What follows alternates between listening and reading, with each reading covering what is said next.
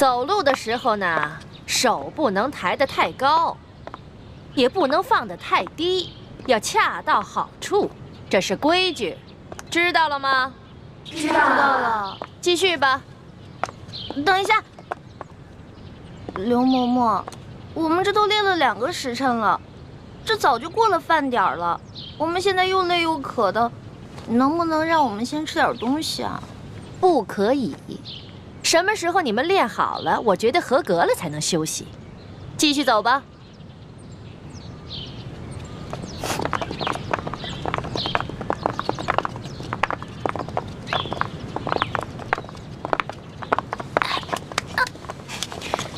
停！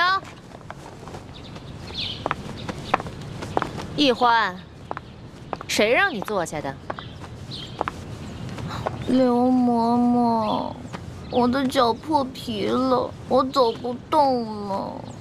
那你也先向本嬷嬷请示啊，怎么能擅自休息呢？刚才我都说了，这是违反宫规。这也算违反宫规啊？当然，在这个宫里，只要是做宫里不允许的事，说宫里不允许的话，全都是违反宫规。你知道去年的秀女里面有一个擅自喂了太皇太后的胭脂鱼，后来那个鱼胀死了。知道这个宫女怎么样了吗？怎么样了？哎呀，她可是被活活饿死了呀！饿死了？这么残酷的处罚，刘嬷嬷，那我向你请示，我能不能休息一下？不可以。起来继续。好疼啊！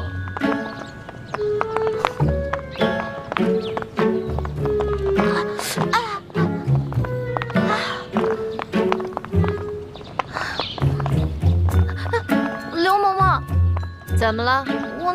我脑袋痒痒，能不能挠挠啊？准。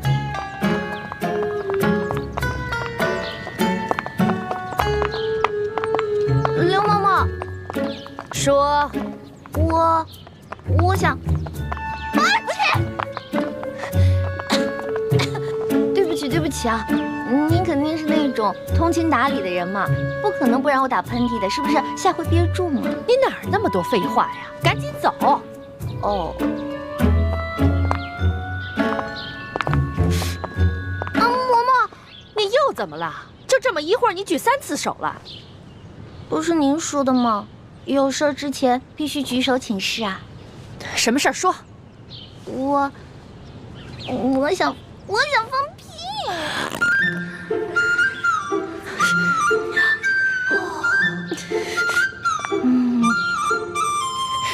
嘿，你个小丫头，我算弄明白了，你这是存心跟我抬杠呢吧？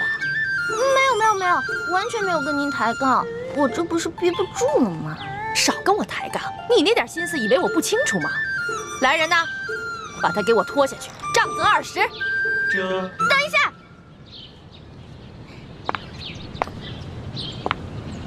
刘嬷嬷，您可知道吏部尚书丁大人啊？我当然知道啊。那您可知道他是谁的干儿子啊？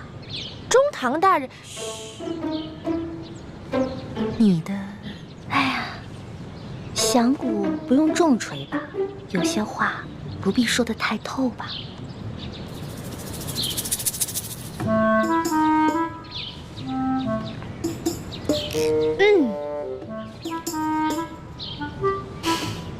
算了，我就看在你脚磨破皮的份上，放你先去休息一会儿吧。谢谢刘嬷嬷。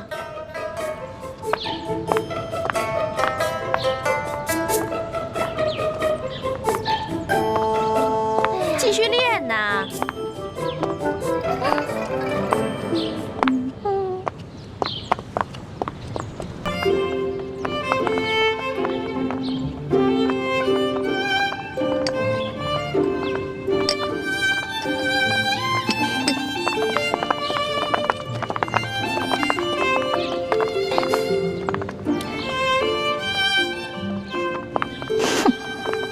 自己坐着，有吃有喝的，却让我们饿着肚子受累。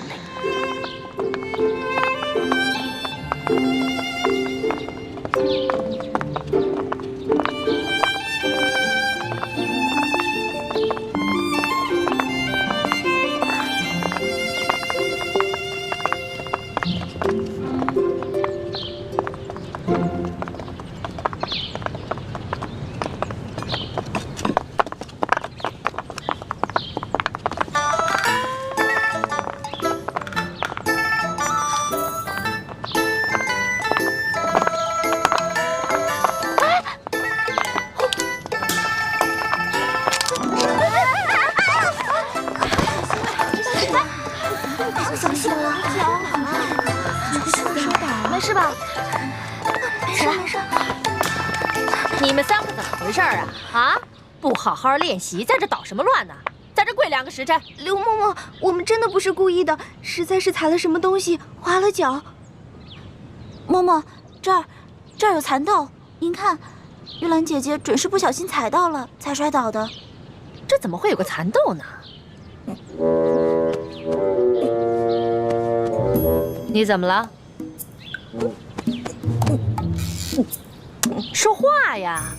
啊，我刚刚噎着了。好端端的，你为什么噎着了？刚才口水没倒过来，一下子噎着了。口水没倒过来呀？这个周围全都是你嘴里的蚕豆味儿了，还想蒙我？手拿过来。我什么都没有。手拿过来。我真的什么都没有。刘嬷嬷。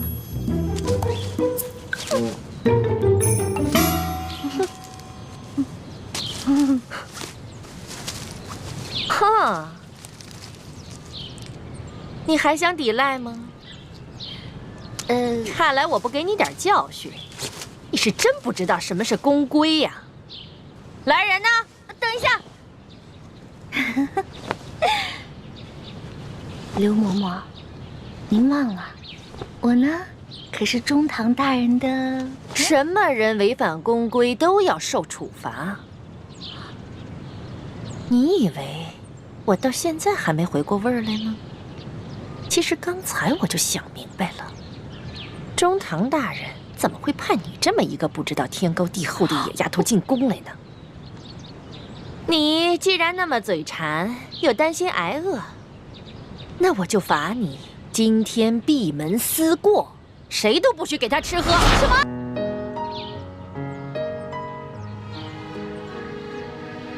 皇上有旨，宣易欢姑娘侍寝。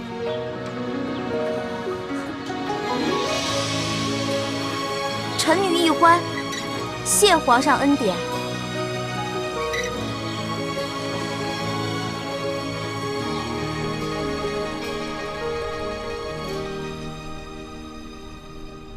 清晨的风吹入花，落入尘世的繁华，还迎来卷风沙，恨不过一生的牵挂。愿做他掌上的明珠，献上我纯真的祝福。你爱照我心，献情礼物，留下无悔的情愫。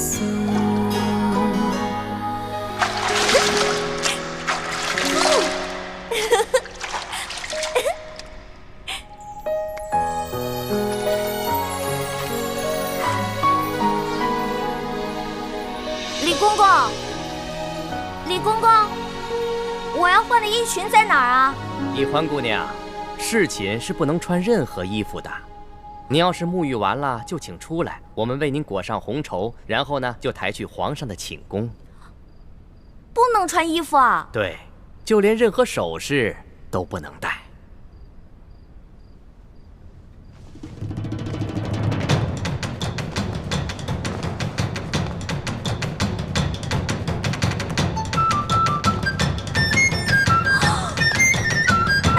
那你别进来啊！出去，出去，出去！你们出去！不行，必须由我们亲自给你裹好红绸，顺便检视一下易欢姑娘的身体皮肤状态，看看有没有突发的瑕疵，以防止易欢姑娘夹带其他的物品。那哪行啊？男女授受不亲。要不这样，你们先出去，等我穿好了叫你们。敬事房太监主要负责皇上和后宫所有嫔妃的房中之事。易欢姑娘入宫之后，难道就没有学习过吗？学是学过了，但我现在不是还有点不习惯吗？这，你们，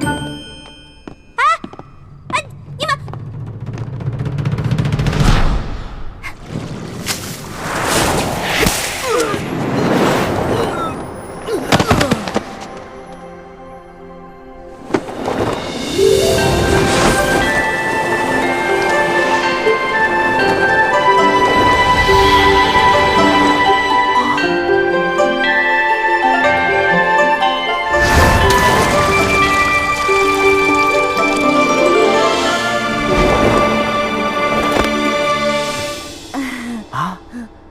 易欢小主，你居然会轻功？我爹啊是武将，所以从小呢，我跟他学过一些。哦，公公啊，我也知道这宫里的规矩啊不能破，但是有的时候，咱是不是可以商量一下？我进宫之前呢，我爹给我留了许多提起钱，明天我好好重谢3位公公，怎么样？好吧，那只此一次啊，下不为例。知道了。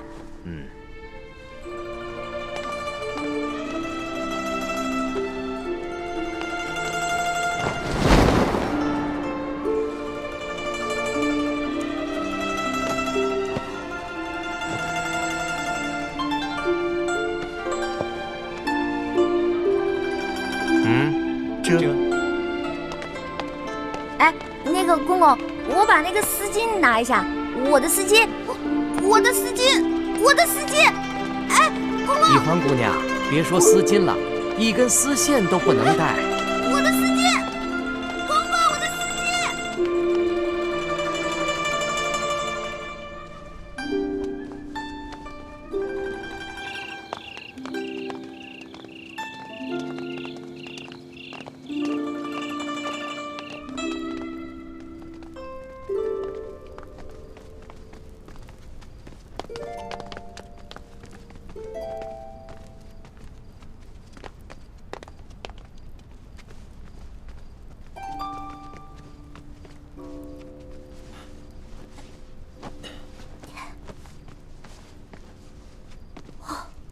易欢姑娘啊，一会儿皇上可就来临幸你了，可千万不要忘了之前学过的规矩哦，好好的侍奉皇上。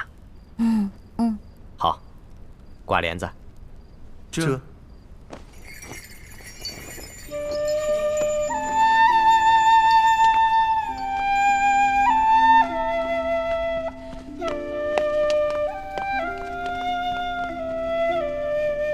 原来这就是皇帝的寝宫啊！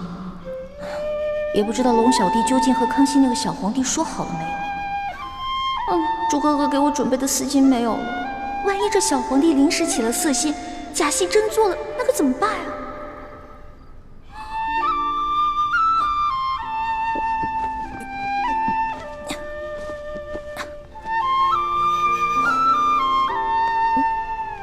完了！朱哥哥要是看到我穿成这个样子，肯定会气个半死。要不，趁这个小皇帝还没来，我赶紧溜了吧。万一那个小皇帝怒了要砍我的脑袋，那龙小弟肯定会帮我求情啊。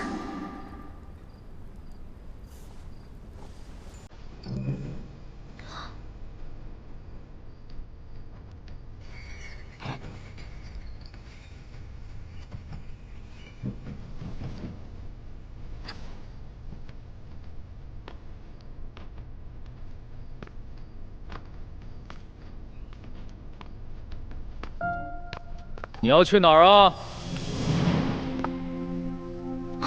你谁啊？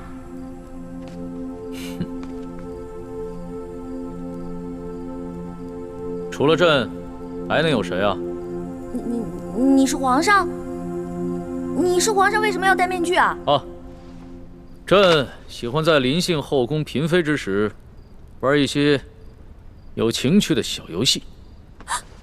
臣女易欢叩见皇上。皇上万岁万岁万万岁！起来吧，这里又没有外人，不必那么拘束。谢皇上。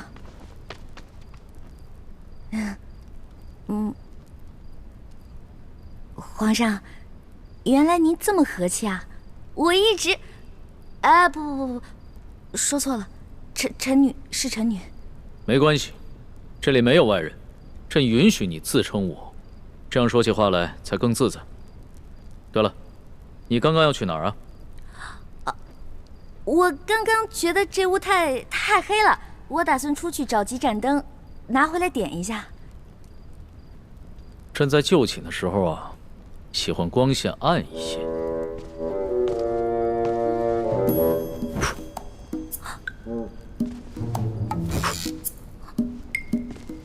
皇上！您别把最后一盏灯也吹灭了，我怕黑。别怕，有朕。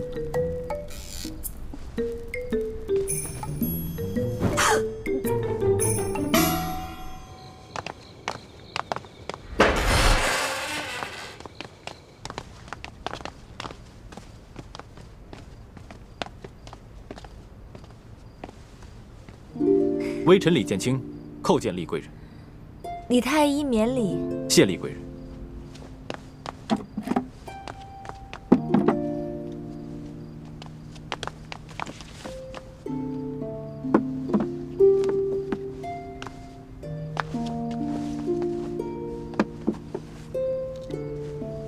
有劳厉贵人。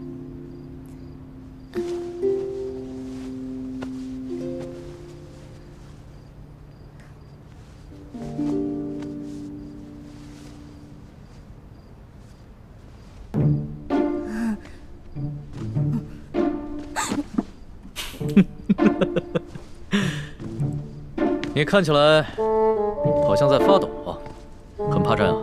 我没有，我只是觉得这屋子比较冷而已。哦，你穿的这么少啊，难怪会冷。要不然这样，你到朕的龙床上躺一会儿，盖着被子暖暖身子。哦，让我上床，这小皇帝果然没安好心。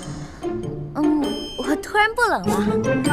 那就让朕抱抱你，替你暖暖身子。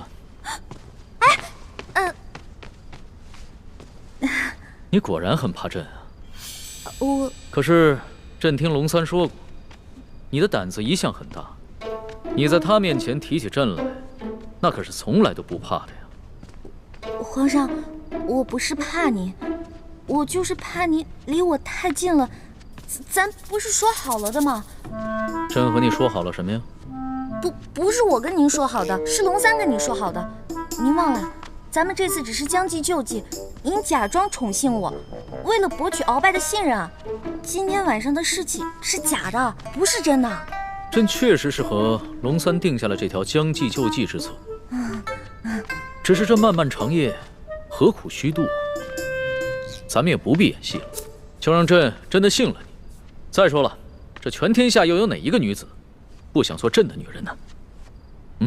皇上，这天下女子也不尽是贪图荣华富贵之辈啊。对大多数女人来说，她们与其与这个后宫佳丽3000争宠，不如找到一个白头偕老、心心相印的有情人。那唐代鱼玄机就说过呀：“易得无价宝，难得有情郎。”朕自13岁大婚以来，还从未有人跟朕说过这样的话。皇上，您生气了？你不会砍我头吧？你当朕是杀人狂魔吗？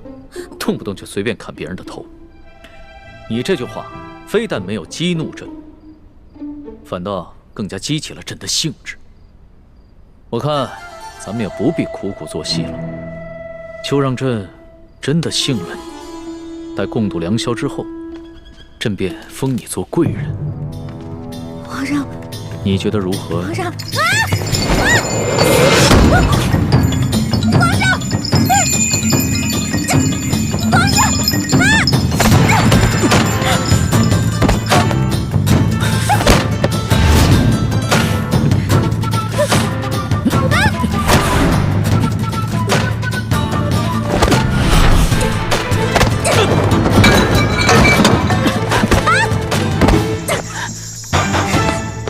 皇上，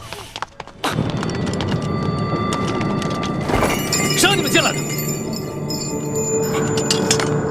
启禀皇上，奴才见到殿内没了灯光，又有打斗之声，还以为来了刺客，所以赶紧进来护驾。刺客？什么刺客？哪有什么刺客？没有朕的旨意，谁也不许进来。这……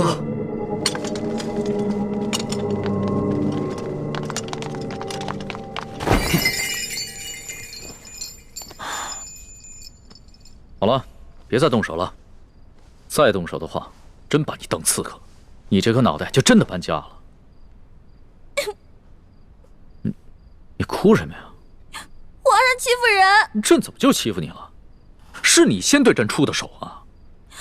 这还是第一次有人敢在朕的龙床上对朕大打出手，只怕也是古往今来第一个敢在龙床上对皇帝大打出手的女人吧？皇上强词夺理，明明就说好了，还强迫人家，人家不想反抗，反抗还不让，反抗打不过人家就吓唬人家，哪有这样的？朕有你说的那么不堪吗？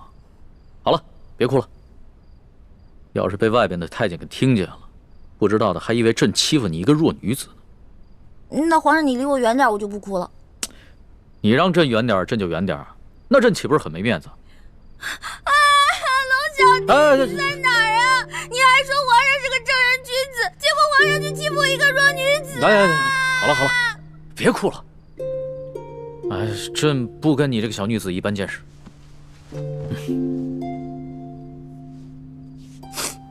去找太医院的当值赵方抓药，我还要留下来给丽贵人扎针。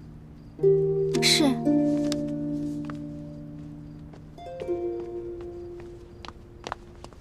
你去烧壶热水，一会儿我要替丽贵人更衣。是。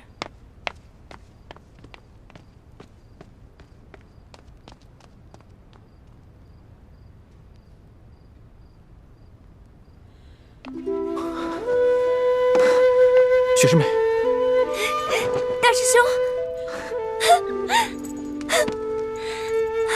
太好了，我还以为我再也见不到你了呢。怎么会呢？你们师兄妹好好聊一聊，我在外面替你们把风。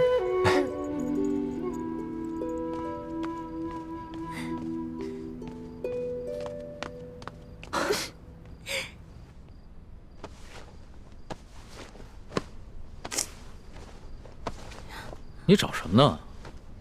我想找个手巾擦擦脸。这龙床上哪有手巾啊？朕也不想传太监打扰我们。哎，你又想干嘛？放心吧，朕不会动你的。朕堂堂天子，一言九鼎，给你擦个眼泪。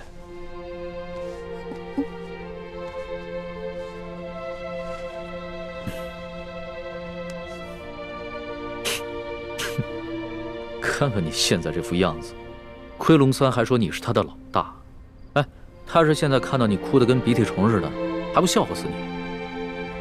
其实我在龙三面前好多都是吹牛的，我没有他说的那么勇敢，我也没有多少江湖阅历，我也从来没被哪个登徒子轻薄过，何况是被全天下最有权势的轻薄过，我能不害怕吗？朕听出来了。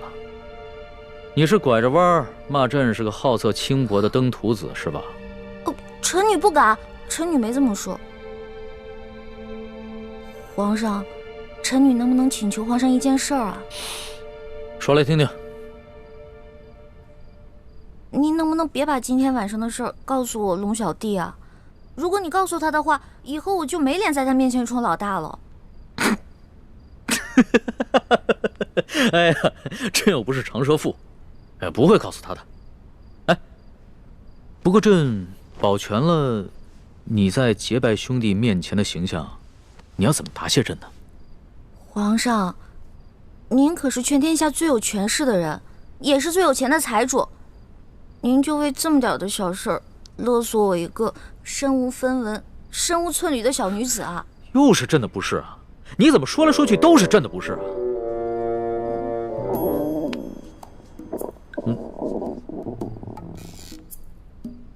什么声音？是我肚子叫。我今天晚上实在太紧张了，所以没有吃晚饭，现在特别饿。朕想起来了，你最大的爱好就是吃。龙三跟朕说过，你现在在替朕办差，朕也不能让你饿着肚子。说吧，想吃什么？谢皇上，我想吃烤鸭、炸虾丸子、蒸乳酪，还有黄焖小羊排，还有素八碟、珍珠翡翠羹、水晶包子、豌豆黄，再加一壶桂花酿。哎，皇上，你怎么知道我喜欢吃什么呀？这个是龙三跟朕说的。龙三跟朕说呀，你们两个头2次见面的时候啊，你都在跟他抢吃的，朕听着有趣儿，所以印象也就特别深刻。这个龙三，以后再也不理他，怎么把我什么都告诉人家？朕可不是人家，朕是皇上。来人，掌灯，传膳。倾城，你进宫的这些日子以来，过得还好吗？我不得不离开你们这些亲人朋友，来到这个活死人墓一样的紫禁城，和成百上千的女人争奇斗艳，来取悦我们最大的敌人。你说我能过得好吗？对不起，倾城，要你冒名顶替舒婉欣进宫的方案，我本来是不同意的。可这是6位师父一致的决定，我也无力反对。大师兄，你不必自责。就算你反对，我也会主动要求进宫的。毕竟我们这些在明珠谷长大的孩子，没有一个人能为自己活着。就连单纯任性的小师妹，不也阴差阳错的进了宫吗？是我太无能了，还要让你们几个女孩子冒这样的风险，忍受这样的侮辱。今晚，易欢也要被召去侍寝了，也不知他现在怎么样了。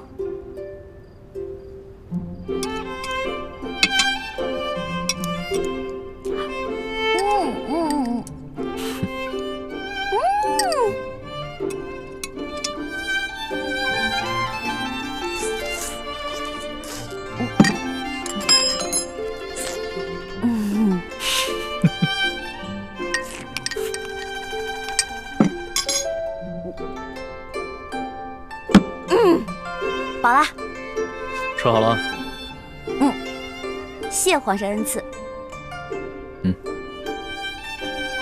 撤掉吧。这。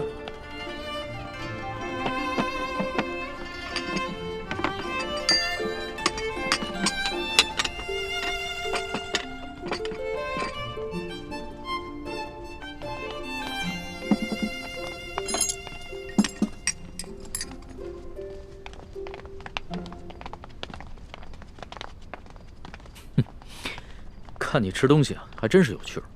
你一个女孩居然能吃得这么香，你这小小的肚子里，到底是怎么装得下这么多东西的呀？要论得上吃啊，这朕的整个后宫，无人及得上你。哎呀，那是他们装的。因为您是皇上嘛，他们在军前得注意自己的礼仪，所以要压制自己的食欲嘛。孔圣人也说过呀，人生3大乐趣，食、色、性也。所以呢，这个美食是人生最大的乐趣之一。说得对。食色是人之本性，现在食之乐趣你已经享受过了，要不要再享受一下色之乐趣啊？看来这个色狼皇帝还真是狼心不死啊！哎呀，要是猪哥哥给我的丝巾在就好了，让我骗他闻一闻，就能让他乖乖睡着。哎呀，这一夜良宵还剩一半啊！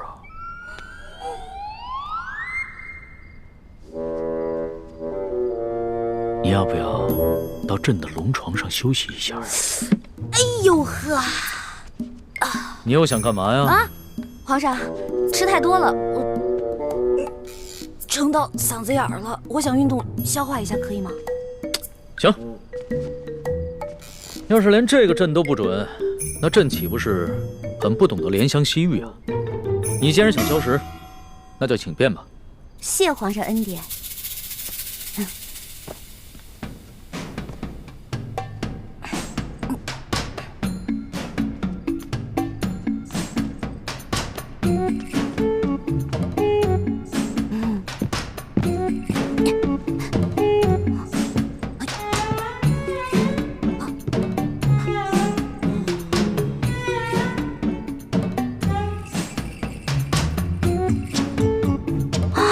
色狼皇帝还真是耐心啊！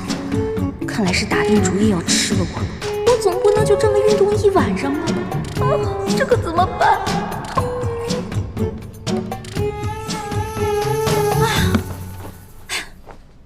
累死我了！你累了啊？那要不要到朕的龙床上休息一下？哎呦，皇上，我可能吃坏肚子了，我肚子特别疼。刚才吃了好多杂七杂八的，特别疼。现在你肚子疼啊？那要不要朕传个太医给你瞧瞧？那不必了，我只要回自己的房间睡一会儿就行了。既然你都要躺在床上休息，那为什么要回到自己的房间休息呢？朕的龙床一样可以休息啊。我这可不一样啊！我肚子疼，我可能会拉肚子，我在您这儿拉肚子不合适，是不是？我得保持在您面前的仪态，所以还是让我回去吧。你要是真吃坏了肚子想方便，那朕的寝宫里面也有金逆桶，你用吗？我方便在您这儿，哎，不合适。皇上，您可饶了臣女吧。人食五谷生百病，吃喝拉撒那都是正常的事情。要是连这个朕都接受不了，岂不是有违人伦？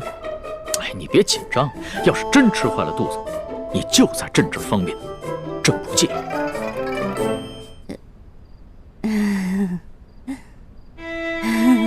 你看着我干嘛呀？黔驴技穷了，是吗？这个色狼皇帝想吃了我，门儿都没有。哎，有了，我可以骗他行酒令，我灌醉他。为什么又不说话了？是不是又在想什么花招啊？哎，皇上，咱们玩耍骰子赌酒吧。这样，咱们赌，如果你赢了，我就听您的上龙床；但如果你输了，您就让李公公送我回去。怎么样，敢不敢赌啊？这倒是挺有趣的，还从来没有人敢跟朕耍骰子赌酒的。好，朕就依你。来人，上一壶酒，再加2副骰盅。等一下，上一坛酒。皇上要喝酒，咱们就喝大的，杯算什么呀？咱们用碗喝怎么样？好，那朕就看一看你的酒量到底有多好。什么？对啊，我以前被召去侍寝，都是这样的程序。这是清宫特有的规矩，任何侍寝的女人都不能幸免。那易欢，现在岂不是很危险？大师兄，你先别担心，小师妹机智聪明，她自有办法应对。易欢虽然有些小聪明，可她毕竟年少单纯，又毫无应付男女之事的经验，而且这是在宫里，她要面对的不是普通的男人，而是掌握天下生杀大权的皇帝。大师兄，你身份特殊，千万别冲动啊！不行，不能在这里坐以待毙，我要想办法去离乾清宫最近的地方，万一出什么意外的话，我好及时出手相救。如果事情真的到了那一步，那我和师父只好放弃潜伏的任务，大家一起杀出紫禁城。不行，不到万不得已，你们千万不能暴露身份，否则我们就前功尽弃了。你跟六师父最重要的任务，就是潜伏在紫禁城里，找到关系到大业成败的铜匣，还有金钥匙。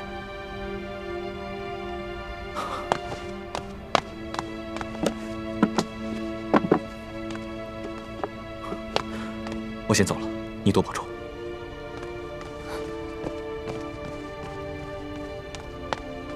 大师兄，为了易欢的清白，你可以不顾生死，而我呢？我在这里以身试敌，你对我就只有歉疚吗？皇上，不好意思啊，您输了，喝酒，喝。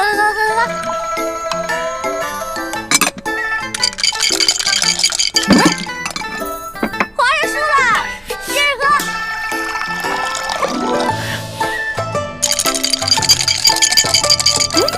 又输了，来，我给您满上，咱们再来一局呗。不要，皇上，不要，真不要。去哪儿啊？这酒还没喝呢。皇上，皇上，皇上。哎呀，让我看看皇帝长什么样。让我看一眼。易欢姑娘，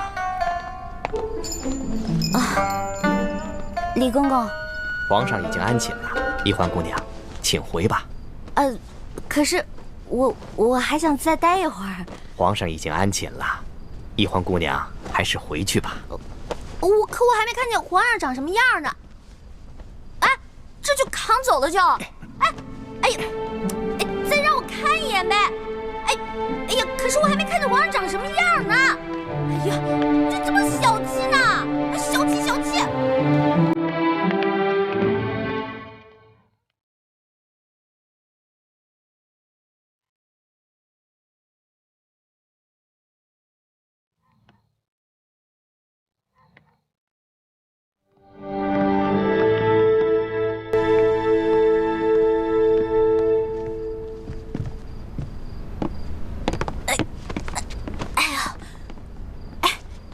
李公公，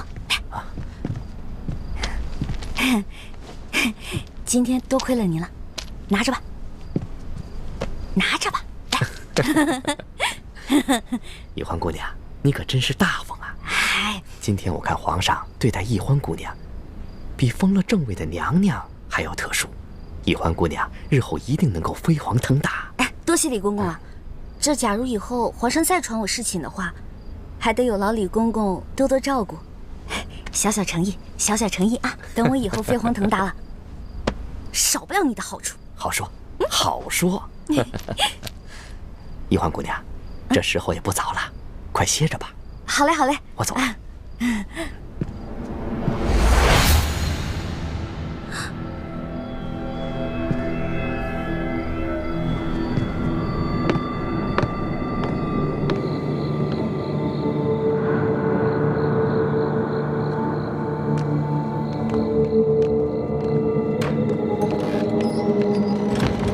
公公，这儿有没有方便的地方？咱家带你去吧。哎呦，那有劳公公了。原来这个李公公就是鳌拜埋伏在皇上身边的内线，那他肯定早就得到了鳌拜的指示，所以才会不动声色的关照我。别怕，是。你怎么穿成这样？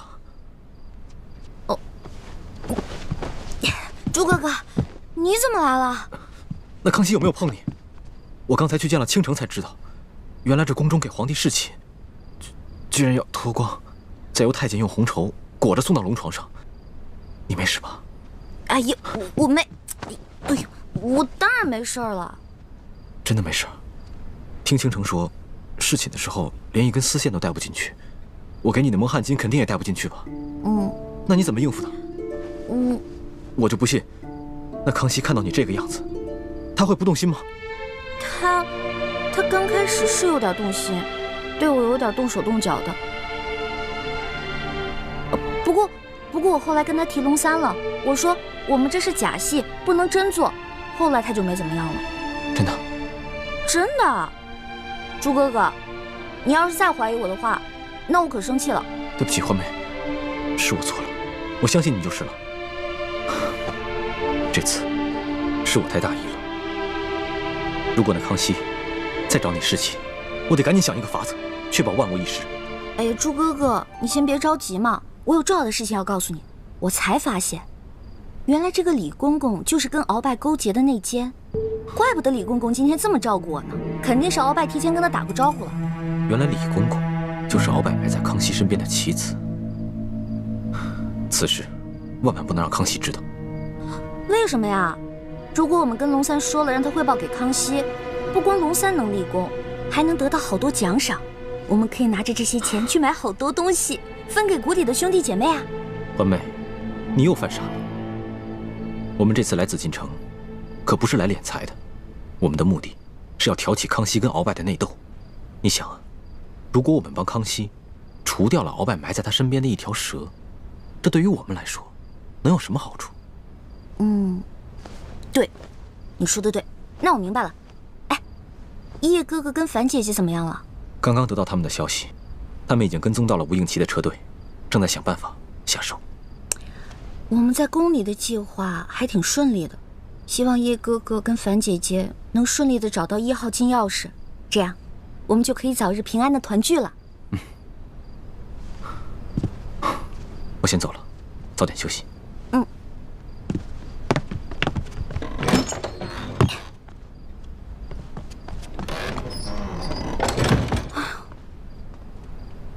折腾了一晚上，也没看到那个小皇帝长什么样。他长什么样呢？你觉得如何？我活着啊！嗨，我管他长什么样呢，反正不过就是一个风流流氓鬼。呸！不管了，睡觉去了。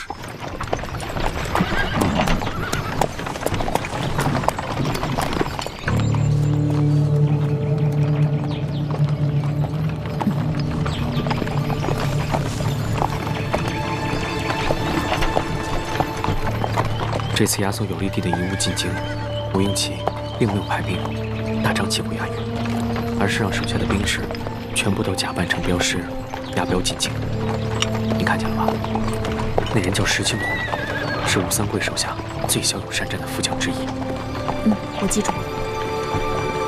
不过我们跟踪车队这几天，吴应奇一直躲在车上不肯露面，这里面会不会有什么蹊跷啊？应该不会吧？我们在平西王府的内线是亲眼看着他护队出发的。只不过传闻这个吴二公子一向深居简出，性情内向。这快下雨了，一会儿他们想必也要躲雨。前面有一处凉亭，不如我们先去守株待兔，看看这个吴应奇究竟是个什么样的角色。走。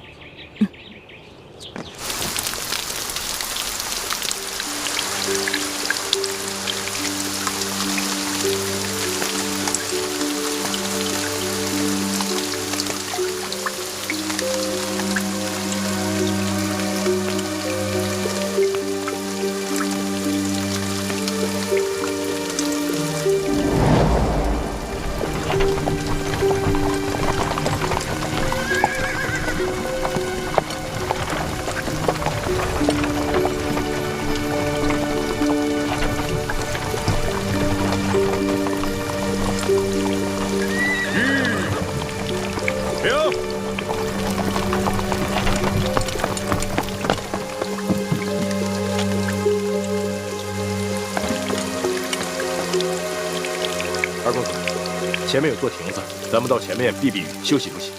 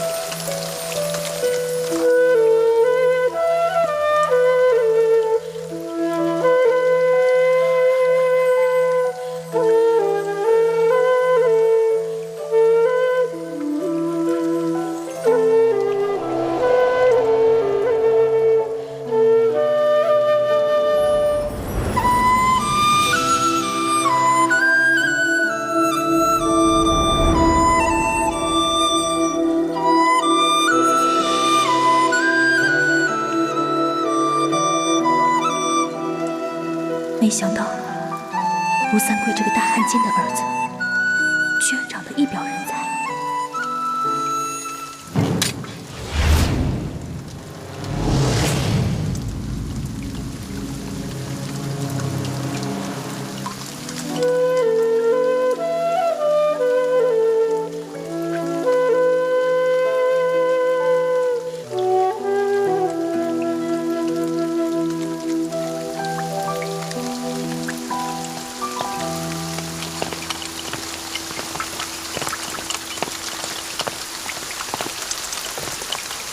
二位，赶快离开这里，我家二公子要在这里休息片刻。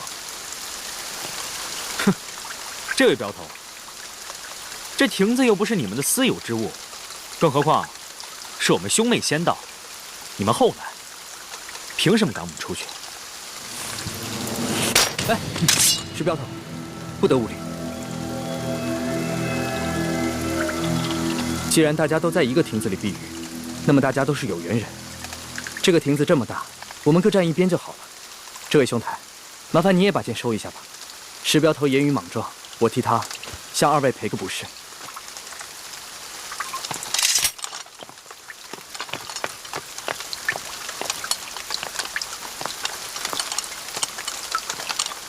二公子，请。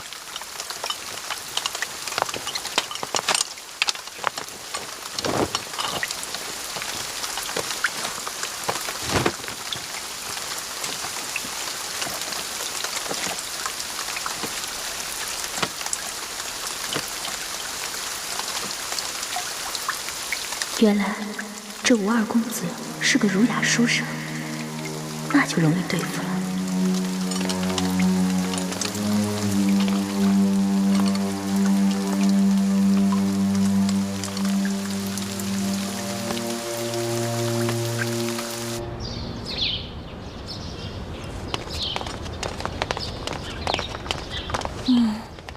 这个龙小弟怎么回事？还不来？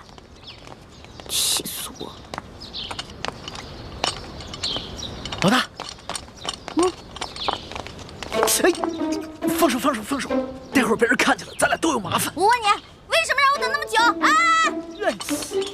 哎呀，你还说呢？要不是昨天晚上你把皇上灌多了，啊，今天我值班，他没醒的话，我能擅离职守吗？哎呀，那个小皇帝啊，真不行，非要跟我喝酒玩骰子，我几下直接倒了。知道我是谁吗？我可是赌遍全乡无敌手啊！他能玩得过我吗？直接被我撂倒。小弟明白了，这个老大不仅武功比小弟高明，这别的本事也比小弟高明。那是，不然怎么做你老大呀？来，啊，过来，说句话。臭死了！怎么浑身酒味啊？没有吧？我有酒味吗？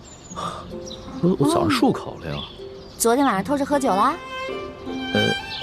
对啊，我跟我几个好兄弟啊，在喝酒，又在拼骰子，输了不少钱呢。我输了多少啊？反正啊，这大半年的俸禄是没了。老大，你可得帮帮我。放心，我是你老大，你是我小弟，你的事儿就是我的事儿。回头老大教你几招，保准你把钱全都赢回来，怎么样？真的？那当然。老大，你是不是所有赌术都会啊？也不是啦，毕竟老大也是个小姑娘嘛，小姑娘家家的，又不能经常往赌场里跑，是不是？是，老大还是个淑女嘛。差不多吧。不行了，小心，慢点，慢点啊！哎呀，姑娘，求求你帮帮我们吧！快起来！我儿媳妇回娘家探亲，路上不小心动了胎气，现在天上又下着雨，前面5里地就是接生婆王婆婆家，你能不能把马车借我用用？那马车不是我的，是这位公子的。您帮帮忙吧！石镖头，要不然把马车给他们，让他们去找接生婆吧。不行，万一这女子要是在半路生产，岂不是弄脏公子的车？石镖头，救人一命胜造7级浮屠，更何况区一辆马车算什么？快去吧。不行，出门的时候老爷吩咐过我，要我务必保证您的安全。可是眼下这2位一看就知道是来路不明的江湖中人，我不能离开公司半步。石镖头，他们2人一看就是面善之人，况且和我也没有什么深仇大怨，你有什么可不放心的？这样，我陪你一起去。公子，万万不可！万一这娘子要是真在您的车上生产，您可就沾了血光之灾，惹来一世的晦气。哎呀，公子啊，我求求你了！你快起来！公子，求求你了！这位镖头，我和我妹妹都是猎户出身，我妹妹的脸只是小时候不慎被熊瞎子给抓伤了，所以才不得已戴着面纱。可我们都是安分守己的平民百姓，不然这样吧，我同你一起送着婆媳去找接生婆，只留下我妹妹和你家公子在这城中，这样你总该放心了吧？这个办法好。石镖头，事不宜迟，你们赶紧去吧。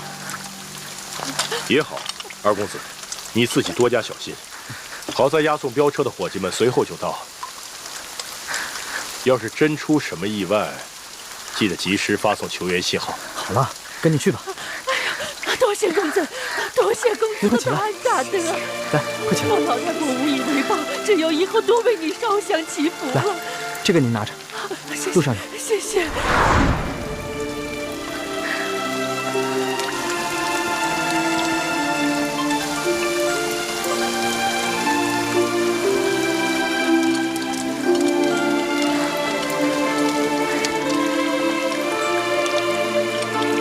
你跟我走，剩下的兄弟们留心点儿。慢点啊！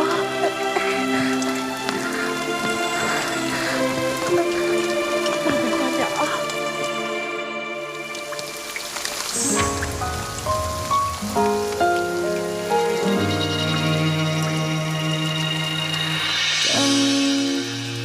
和何时天会晴？雨后的世界比较安静。听爱情的声音，在思念湖畔回声记忆，轻缠一波曾经拨弄我的心，久久不能平静。梦何时才会清醒？醒来之后只想看你的眼睛。我在黑夜等你的黎明，我在这里，你在哪里？思念无来及，今夕何夕？许多的愿还留在天边，心里的白发又平添。过一天一年，多谢公子。姑娘，我看这雨一时半会儿也不会停，伞你还是自己留着吧。那就多谢公子了。姑娘，请。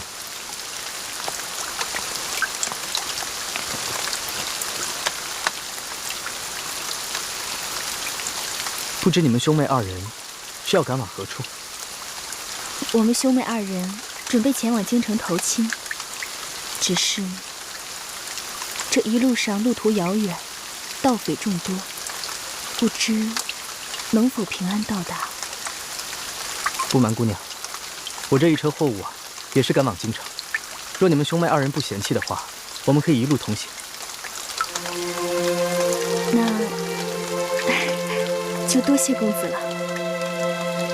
在下吴应奇，家住昆明，敢问姑娘芳名？我姓叶，双名倩影。叶倩影，这名字真好听。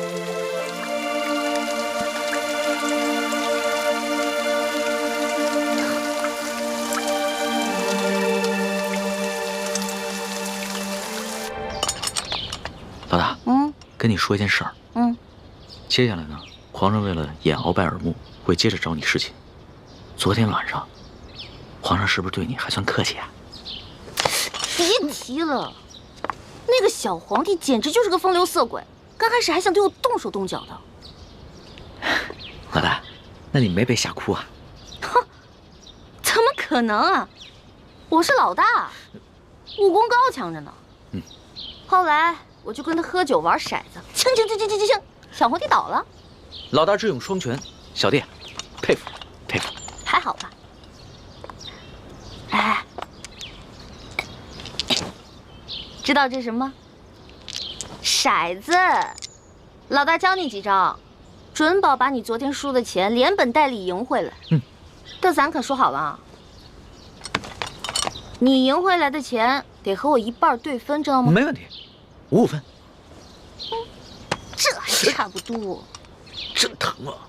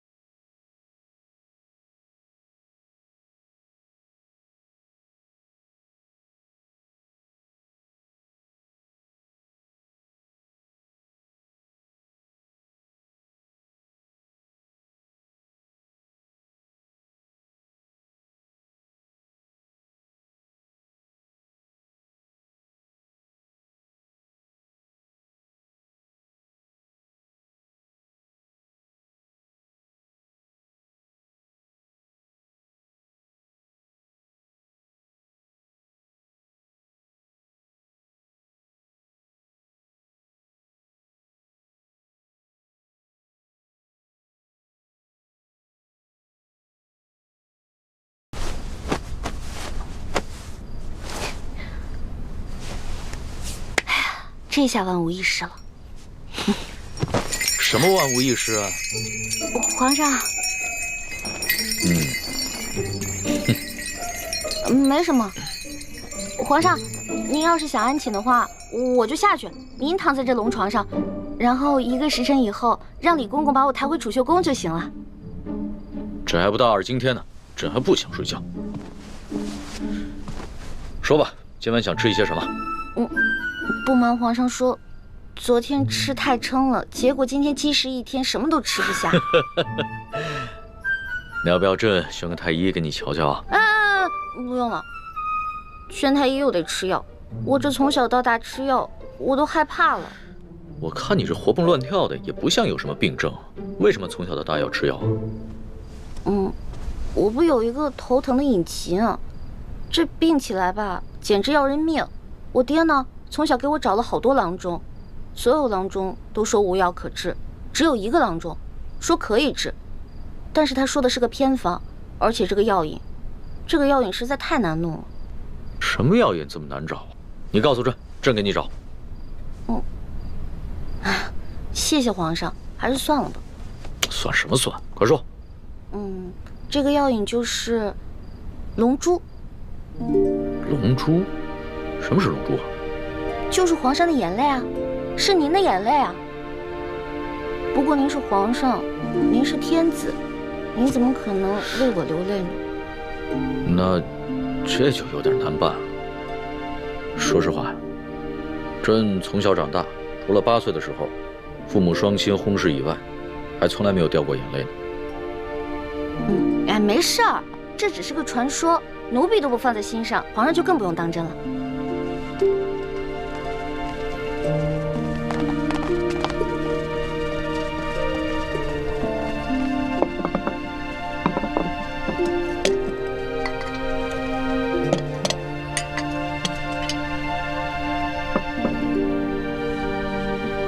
您这是干嘛呀？昨天晚上朕输得一塌糊涂，所以啊，朕今天想挽回个面子，你敢不敢再跟朕赌一把酒啊？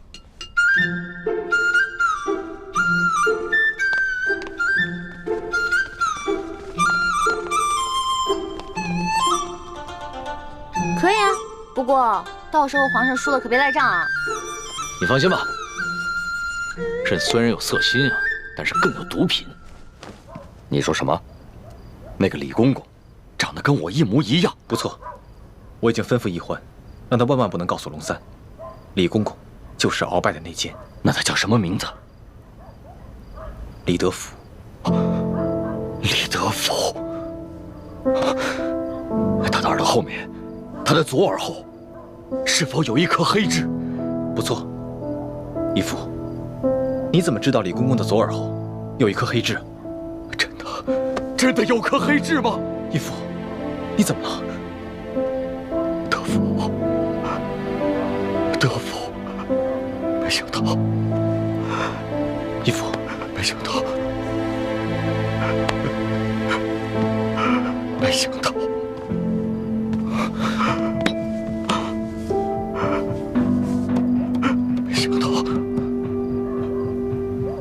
他还活着。义父，他还活着，而且他还进了紫禁城，当了大内总管。义父，这李德福李公公，他就是我的孪生兄弟呀！什么？李公公是你失散多年的亲弟弟？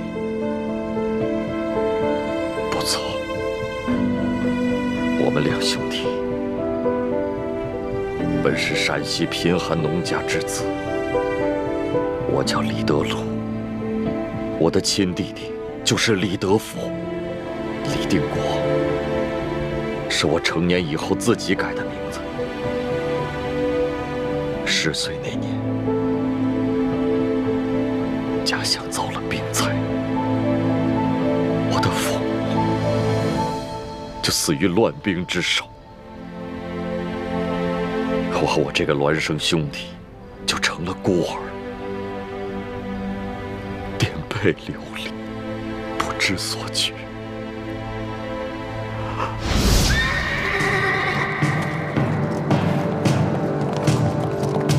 糟了，是抓丁的，快跑！那边有2个人，给我抓住他们！是，站住！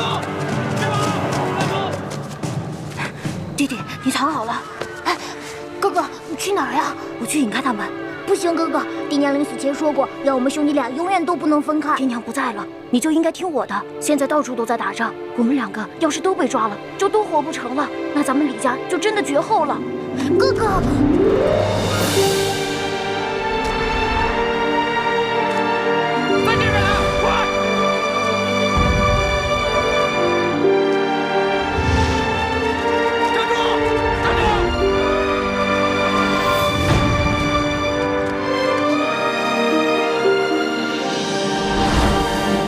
为了保护我弟弟的命，我拼着自己的性命不要，去引开军兵。后来，我被张献忠的部下掳走了。张献忠见我体格健壮，就将我收作义子，从此跟着他南征北战。而我这个弟弟，我苦苦的追寻找了他多少年，却始终下落不明。我本以为他早已经不在这世上了。可是没想到，他居然进了紫禁城当了太监，如今更是成了鳌拜的爪牙。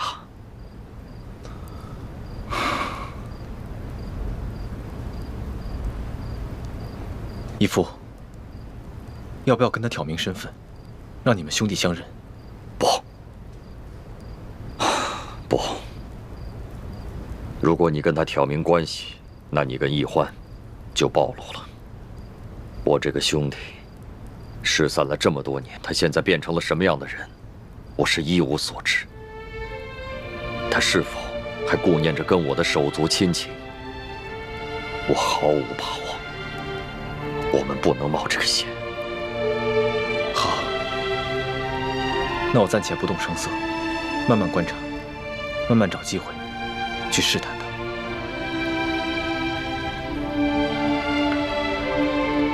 哦，对了，这件事情你不要告诉易欢，他个性冲动，我怕他沉不住气。义父放心，孩儿知道分寸。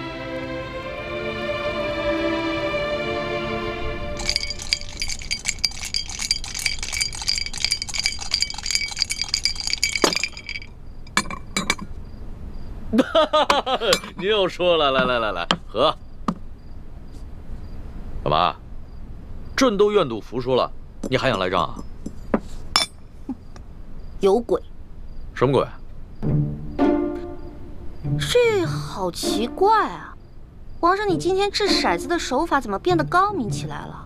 昨天掷骰子10把当中，你最多只能赢3把，可是今天却跟我不相上下了。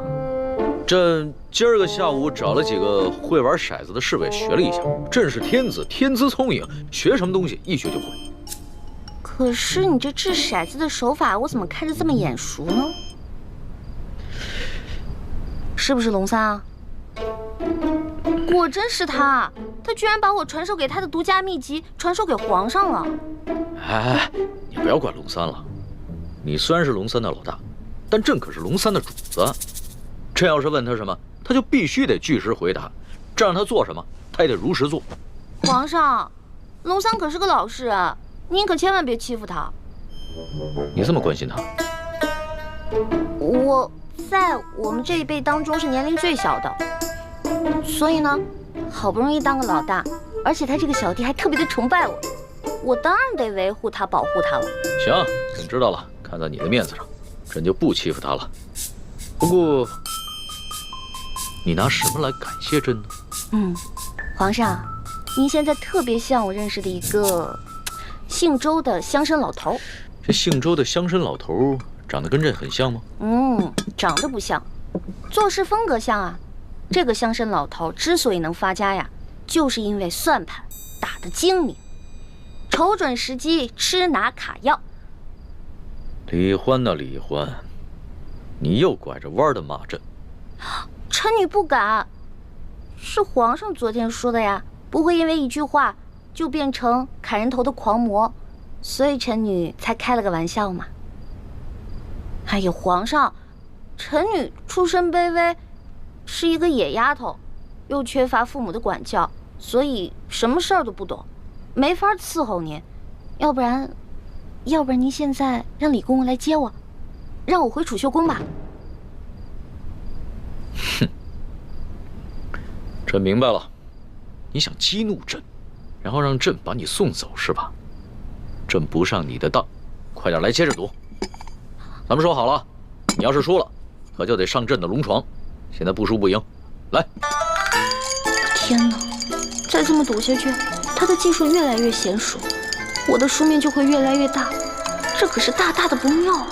皇上，您想让我赌也可以，不过得答应我一件事儿。你说说看。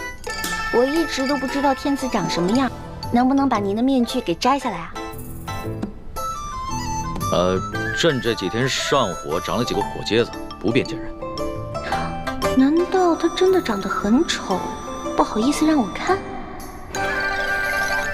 皇上，您看咱们也喝了好多酒了，要不然咱们先去您那龙床上躺会儿呗？上朕的龙床？啊？你就不怕朕占你便宜啊？不怕呀，皇上一言九鼎，肯定说话算数嘛。那可不一定啊。朕虽然是天子，但是朕也是个男人。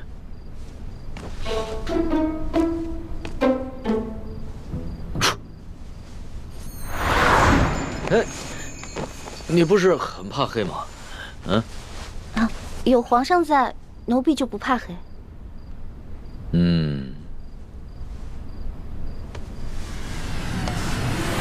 不对，有鬼。哪儿来的鬼啊？你不是一向很害怕朕的亲近吗？啊，朕知道了，你一定是想出了什么新招来对付朕，对吧？哪儿有啊，皇上，我怎么闻到这屋里有一股香味儿啊？香味儿？朕的龙床上哪有什么香味儿啊？倒是你身上有一股淡淡的清香。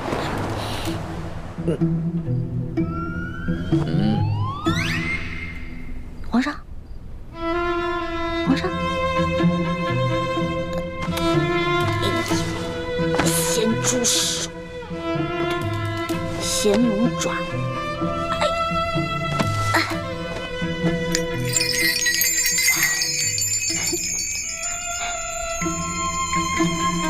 不对啊，我这么着急拉铃干嘛？先看一看这小皇帝长什么样，一直戴着面具，得多丑啊！